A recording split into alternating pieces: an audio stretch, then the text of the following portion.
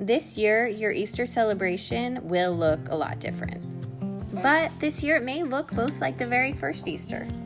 The disciples weren't in a church pew dressed in their Sunday best on Easter morning. They were huddled and hiding in a home, grief-stricken and uncertain of what the future held. Of course, sadness transformed into celebration when they got to meet the resurrected Jesus, who actually visited them in their home, letting Thomas inspect his hands. After that first Easter, though, the early church emerged into something like house churches that gathered to pray and worship together in their homes. It was growth in faith and fellowship that emerged from time spent together, praying and sharing Jesus' teachings. I want to share a word with you that isn't the most popular Easter theme, but it's important: hiddenness. Paul writes to the Colossians, "Set your mind on things above, not on earthly things, for you died and your life is now hidden with Christ in God." When we look at a tree, our minds go first to its size, to its large leafy boughs, the shade it provides, the fruit that we can pick from it. We don't spend much time considering how the hardest work is done in the unseen depths of the soil as it grows deep roots to sustain and bear its weight. Hiddenness is an important theme in Easter also.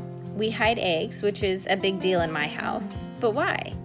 Easter eggs remind us of the empty tomb, the hidden work that Jesus did in the tomb.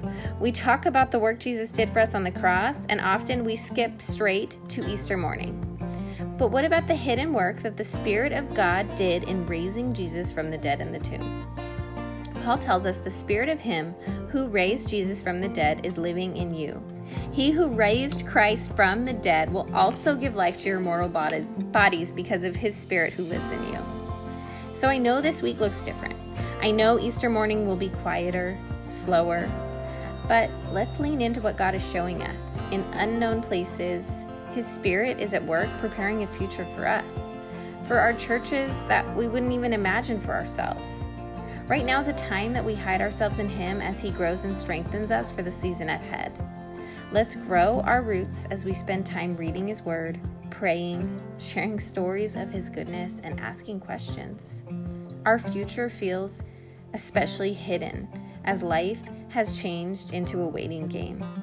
But I want to remember this: whatever He has in store for us, the Spirit whose power lives in the resurrected Jesus also lives in us.